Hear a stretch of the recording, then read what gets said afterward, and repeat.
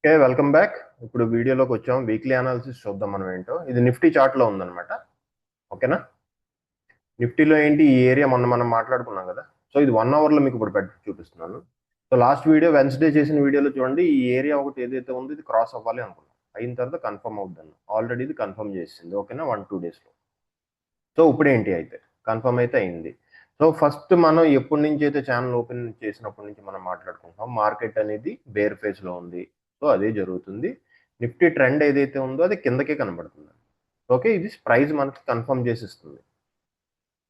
మనం చార్ట్లో చూడాల్సింది ఏంటి అంటే నెక్స్ట్ బిహేవియర్ 1 వీక్లో ఎలా ఉంది అని చూడాలి. ఓకే, సో ఇదేంటి Nifty area 1D. So next cut అవ్వాల్సిన లెవెల్ ఇది. ఓకే, ఈ ఏరియా అనమాట. ఇది కన్ఫర్మ్ అయినప్పుడు మొత్తం ఈ కిందకు వచ్చేస్తుంది. ఆ తర్వాత కరెక్షన్ అనేది కంప్లీట్ అయిపోద్ది. ఓకేనా? కానీ ఈ లెవెల్ ఏంటిది 23,100, దానికన్నా కింద. అది ఎప్పుడు అవుతుందో చూద్దాం. ఓకేనా? సో మళ్ళీ 1 అవర్లో ఒకసారి పెడుతున్నాను చార్ట్. ఇందులో మనకు కావాల్సింది ఇక్కడ ఏంటి, ఇది ఆల్రెడీ ఇంత ఫాల్ వచ్చింది కాబట్టి ఒక బౌన్స్ వచ్చే ఛాన్స్ ఉందన్నమాట. ఏదైతే బౌన్స్ వస్తుందో దాన్ని కరెక్టివ్ రైజ్ అంటారు. ఇది మరీ అంత ఎక్కువ వెళ్ళిపోదు. అరౌండ్ ఏంటంటే వెళ్తే 24,000 లెవెల్కి కొంచెం పైకి వెళ్ళాలి. లేకపోతే ఈ ఏరియా ఉంది కదా 23,900, ఆ ఏరియాలో ఒక చిన్న బౌన్స్ లాగా వచ్చి ఆగిపోవాలన్నమాట. సో రెండిట్లో ఏం జరుగుతుందో చూద్దాం. మాక్సిమం టైంలో ఈ మాత్రం బౌన్స్లు అయితే వస్తాయి. ఈ ఏరియా ఇంత 24,000 దాని మీద కొంచెం అనమాట. ఓకేనా? సో ఏంటి, మార్కెట్ ఇప్పుడు కనబడుతుంది ఏంటి, సెల్ ఆన్ రైజ్ లో కనబడుతుంది.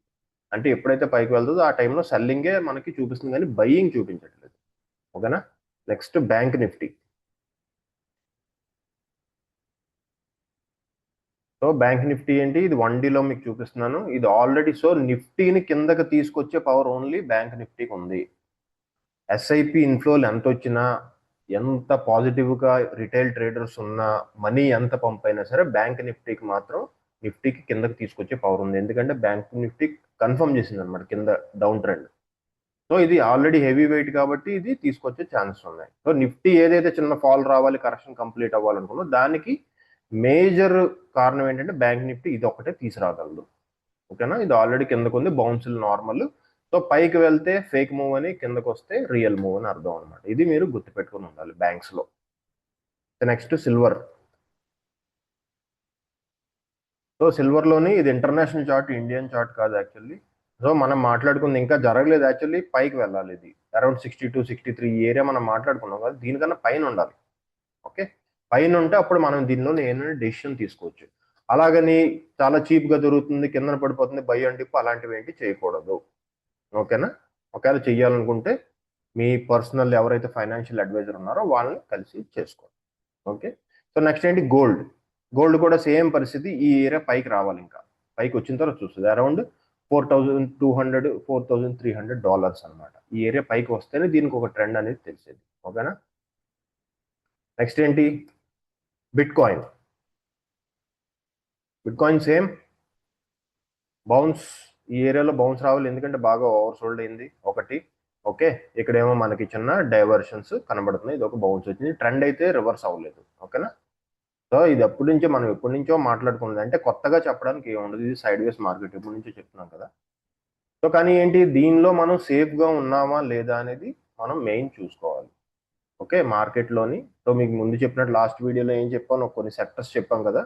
వాటిలో సెక్టర్స్లో మీరు కంపల్సరీగా మీరు కూర్చొని, మీకు ఇంట్రెస్ట్ ఉంటే, వెల్త్ క్రియేట్ చేయాలి, ట్రేడింగ్లో డబ్బులు సంపాదించాలి అనే ఇంట్రెస్ట్ ఉంటే మాత్రం కంపల్సరీగా హోంవర్క్ చేయాలి మీరు. ఓకేనా? ఏంటది, సెక్టర్స్ కొన్ని ఫ్యూచరిస్టిక్ సెక్టర్స్ ఏవైతే ఉన్నాయో వాటిలోని స్టాక్స్ ఎగ్జాక్ట్ లెవెల్లో ఉన్నాయా లేదా, సెలక్షన్ కరెక్ట్గా రావాలంటే ఈ టైంలో పెట్టాలి అంటే. ఓకే, అది మీరు జాగ్రత్తగా చూసుకోండి. సో ఏంటి, మీకు ఇక్కడ మాత్రం నిఫ్టీలో మనం చాలా జాగ్రత్తగా ఉండాలి. సో ఏం లేదు, ఇది పేషెన్స్ అనేది బ్రేక్ చేస్తుంది. ఓకేనా? దీన్ని రివర్సల్ ఎలా ఉంటుంది అనేసి ఇప్పుడు చూసిన చార్ట్ల ప్రకారం అయితే 6 months పట్టొచ్చు, 1 year పట్టొచ్చు, 2 year పట్టొచ్చు. ఇప్పుడు మార్కెట్ పైకి వెళ్ళే ఛాన్సెస్ అయితే కనబట్టలేదు. సో 10% ఛాన్సెస్ ఎప్పుడైనా ఉంటాయి. ఓకేనా?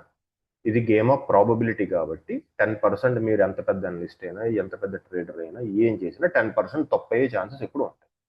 కానీ ఎక్కువ విధాలుగా మనం, అంటే ఎక్కువ టైం అరౌండ్ 80% ఆ టైప్లో మనం కరెక్ట్, మన డెసిషన్ కరెక్ట్ అయ్యే ఛాన్స్లో అనాలిసిస్ చేయగలగాలన్నమాట. దానికి ఏంటంటే ప్రాక్టీస్ కావాలి. సో ఓకేనా, వీడియో అర్థమైంది అనుకుంటున్నాను. నచ్చితే షేర్ చేయండి కంపల్సరీగా, కానీ జాగ్రత్తగా చూడండి ఏంటి లెవెల్స్ ఏమున్నాయి. ఓకేనా? లైక్ చేయండి. Thank you.